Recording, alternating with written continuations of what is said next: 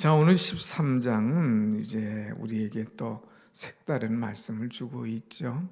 오늘 말씀을 통하여서 오늘 우리가 하나님 앞에서 사명을 받은 사람들인데, 하나님의 사명을 받은 사람들은 어떤 길을 걸어가야 될 것인가, 또 끝까지 이 길을 하지 못할 때에 어떤 문제가 생기는가 하는 것을 우리에게 말씀을 주고 있습니다. 주의 기름 부음 받고 주의 사명을 받은 사람들은 끝까지 이 사명을 감당해야 돼요. 중간에 변질되거나 중간에 어떤 유혹에 넘어가거나 중간에 어떤 사람의 말을 듣고 그 길을 중단해서는 안 돼요. 끝까지 하나님께 주신 사명을 잘 감당해야 되는데, 오늘 이 세 사람이 나오게 됩니다. 이 세 사람의 행동이 어떤가를 한번 보면서 좀 우리가 색다른 이 경험, 색다른 이 말씀을 한번 생각해 보도록 하겠습니다. 먼저 이제 여로보암이 우상을 숭배하지 않습니까? 그래서 얼마나 그가 우상을 숭배합니까? 근데 여로보암은 생각지도 않게 왕이 되었어요. 솔로몬이 죽자 그의 아들 르호보암이 왕이 됐는데, 이 왕이 됐을 때 여로보암이 다시 유다로 와서 축하도 하고 그러면서 이야기하면서 이제 하나님 앞에 바로 서기를 원한다 하는데, 오히려 르호보암은 여로보암의 말을 듣지 않고 더 전갈로 그들의 채찍을 찍으면서 힘들게 하죠. 그럴 때에 이제 사람들이 이스라엘로 돌아가서 여로보암을 중심으로 왕을 세우고 다시 나라를 성립하고 둘로 갈라지는 말씀을 어제 보았습니다. 근데 여로보암이란 사람은 어떤 사람이냐 하면은 솔로몬 왕 당시에 밀로를 건축하는, 다시 이 다윗성에 무너진 이 성벽을 이 수축할 때에 이 성을 건축하는 감독관의 일을 하는 사람이었어요. 어디 뭐 특별한 그냥 하나님께서 준비한 사람이냐? 그렇지 않아요. 그냥 감독관, 공사장의 감독관의 일을 하는 이런 사람이었는데, 그런 부지런한 그런 용사 중에 하나였죠. 그런데 우리가 11장에서도 봤지만 여로보암에게 하나님의 사자 아이야가 나타났습니다. 그리고 자기가 입고 있던 새 옷을 이제 벗어서 이것을 12조각으로 쫙 찢었어요. 이 옷을 벗어서 12조각으로 찢은 다음에 그 10조각을 여로보암에게 딱 줍니다. 그러면서 내가 이 나라를 10지파를 너에게 줄 것이다. 그리고 내가 그 나라의 왕이 되게 할 것이다 하는 이제 예언을 하게 되죠. 우리가 11장 30절 32절에서 보게 됐습니다. 자, 그래서 이 여로보암이 이 예언대로 그야말로 북이스라엘의 왕이 되었습니다. 그리고 이제 그 왕이 되어서 나라를 다스리는데, 사람들이 절기가 되면 자꾸 이 유다 땅에 내려가는 거예요. 왜? 절기가 되면 제사를 드리기 위해서, 장막절이 되면 하나님 앞에 예배드리기 위해서 내려가는 거죠. 그러니까 이 여로보암이 불안한 거예요. 이러다가 백성들 다 내려가는 거 아니냐. 그래서 그가 이제 베델에다가 단에다가 송아지를 이제 만들어서 그것을 제단을 쌓고 거기에서 제사를 드리도록, 그것도 날짜를 정했죠. 어떤 장막절, 어떤 77절, 초막절 이런 게 아니라 자기가 8월 15일 날짜를 딱 정해놓고 그게 여호와의 절기처럼 하게 되는 거예요. 자, 이 그림을 한번 보십시다. 이것을 어제 말씀한 것 오늘 말씀하기 위해서 이해를 돕기 위해서 지도를 하나 준비했어요. 저기 이렇게 황색으로 밑에 남유다가 있고 그 다음에 북이스라엘 노란색으로 표를 했죠. 그래서 남유다의 핵심 지역은 예루살렘입니다. 그런데 그 예루살렘 남유다와 바로 경계선에 뭐가 있어요? 베델이라고 하는 곳이 있지 않습니까? 이 베델에다가 제단을 세워서 거기에다가 송아지를 만들어 금송아지를 만들고 섬기게 하는 거예요. 그리고 저쪽 끝에 제일 위에다가 단이라고 하는 곳에 또 제단을 세우게 됩니다. 그리고 거기다 금송아지를 놓게 되는 거죠.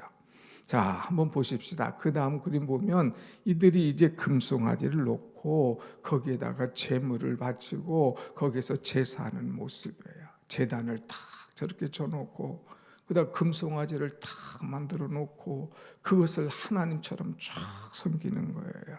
이 그림은 우상에게 제물을 바치는 여로보암이라는 그림의 제목으로 장 오르네라는 작가가 이 그림을 그린 그 모습이죠.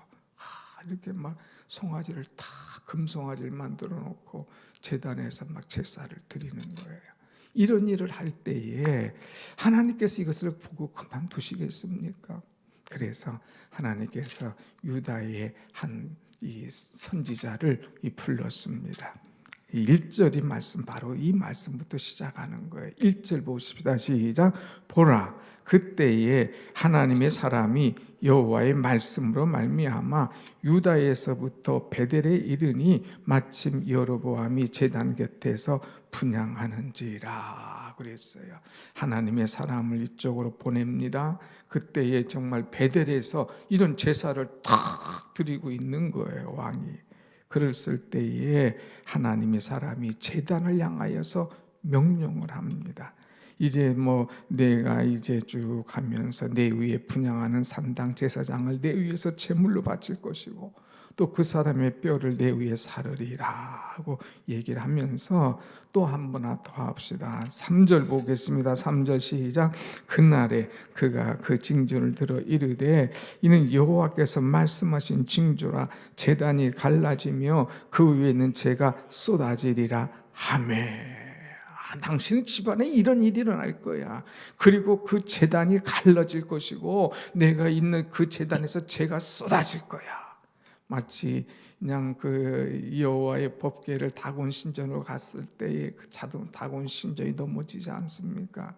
이상하다 세워놨을 때 또 넘어지지 않습니까? 막 머리 부러지고 팔 부러지고 나동댕이다 이리저리 날아다니는 그런 모습 아니었어요? 이것처럼 이런 일들이 일어날 것이다 하는 거예요.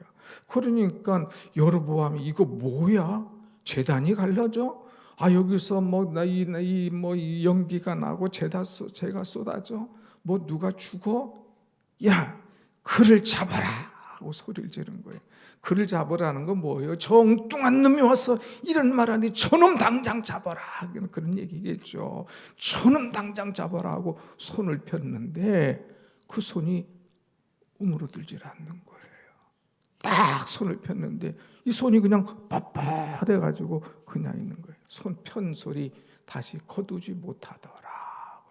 얼마나 황당한 일이 있습니까?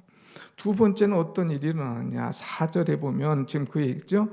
손을 펴서 그를 잡으라 하더라. 그를 향하여 편 손이 말라 다시 거두지 못하며 말랐다고 그랬어요. 거두지 못하고 쫙 그대로 펴 있는 거예요.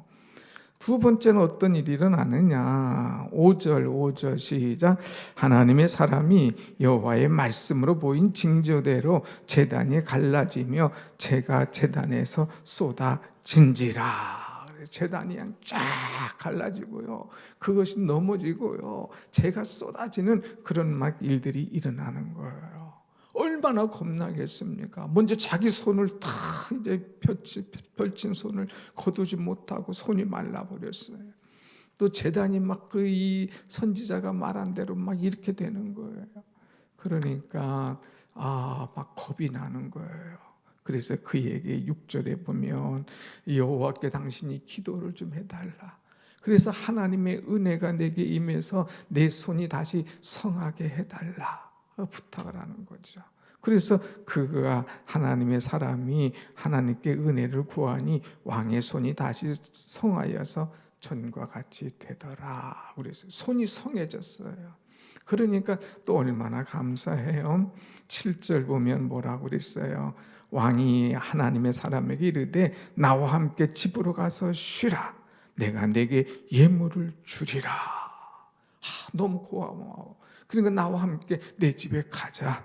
또 내가 너에게 예물을 주리라 하면서 그에게 타협을 요구를 합니다. 그러면서 이제 그 엄청난 것을 봤으니까 이제 뭐라고 뭐 하지 않겠습니까? 거기는 제대로 된 제사장도 없어요. 아무나 잡아서 제사장을 시키는 그런 일인데 엄청난 사람이 왔으니까 집에 가자. 그리고 먹고 쉬어라. 그리고 너에게 엄청난 내가 예물을 주겠다 합니다. 그럴 때에 8절 봅시다. 이 젊은 사람이 뭐라고 하느냐. 8절 시작. 하나님의 사람이 왕께 대답하되 왕께서 왕의 집 절반을 내게 준다 할지라도 나는 왕과 함께 들어가지도 아니하고 이곳에서는 떡도 먹지 아니하고 물도 마시지 아니하리니 그랬어요. 타협을 거부하는 거예요. 아니 왕이요, 난 당신 집에 안 갑니다. 당신 집 절반을 줘도 나는 안 갑니다. 그리고 이곳에서는 떡도 먹지도 않고 물도 마시지 않겠습니다 하고 딱 그 타협을 거절하죠.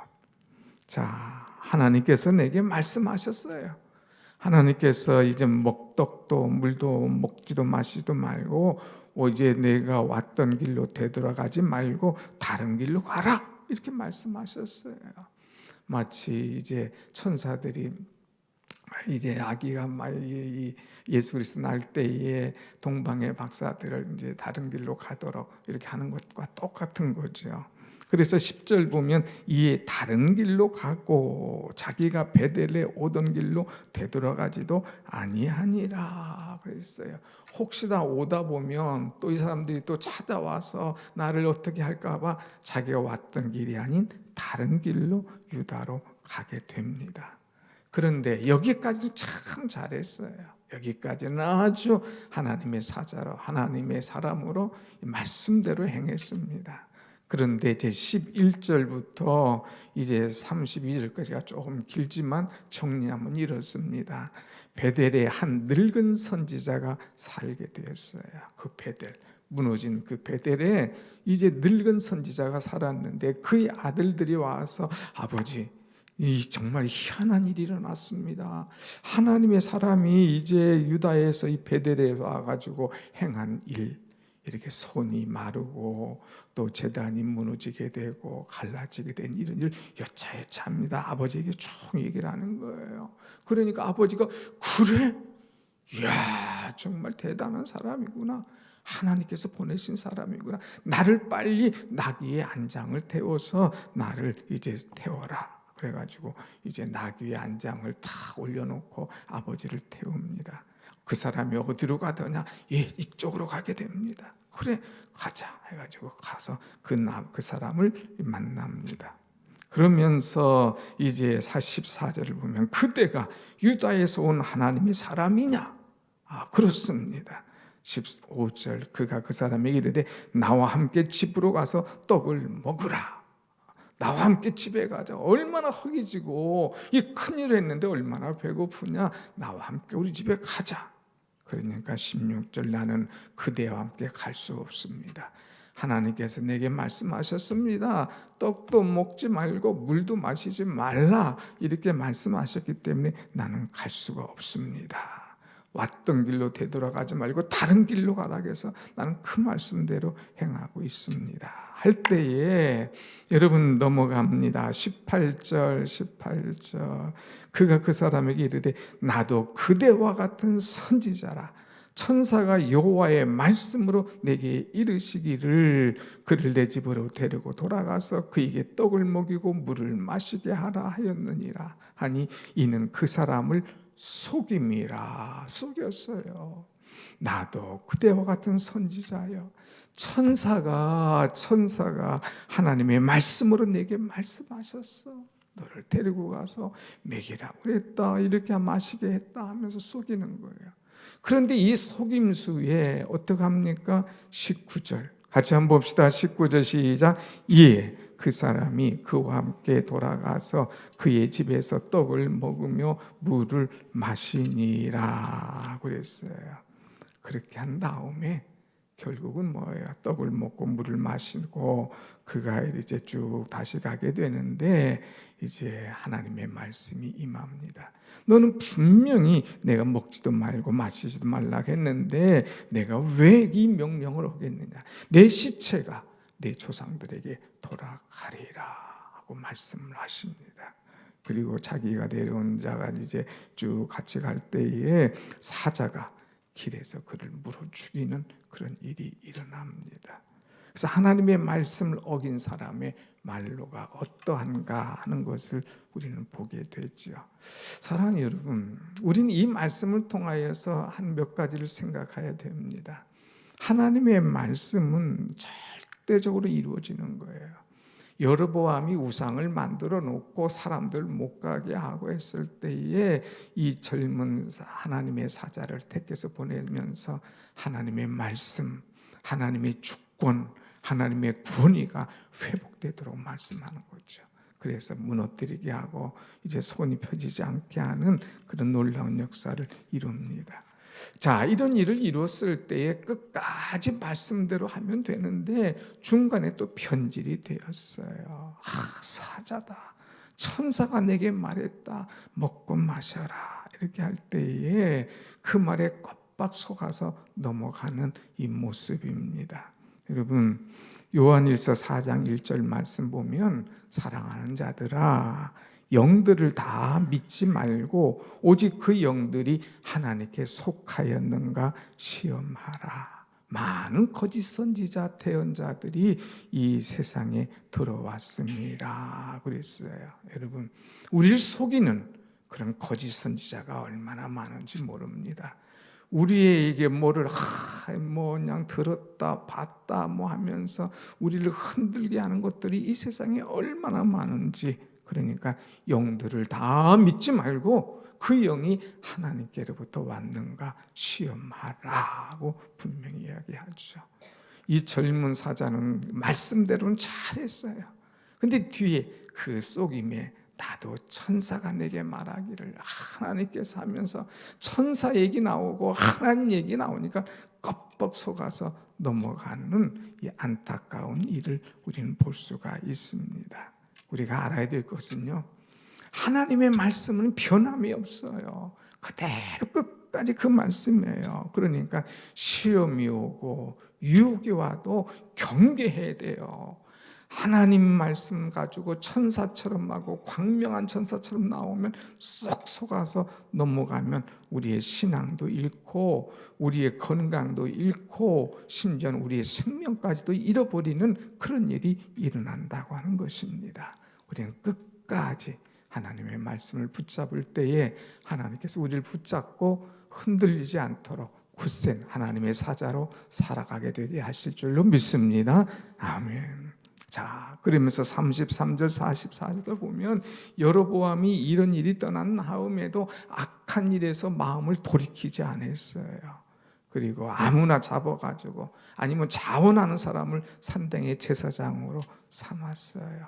그래서 34절 다 같이 보고 마칩니다. 시작. 이 일이 여로보암의 집에 죄가 되어 그 집이 땅 위에서 끊어져 멸망하게 되니라 그랬어요.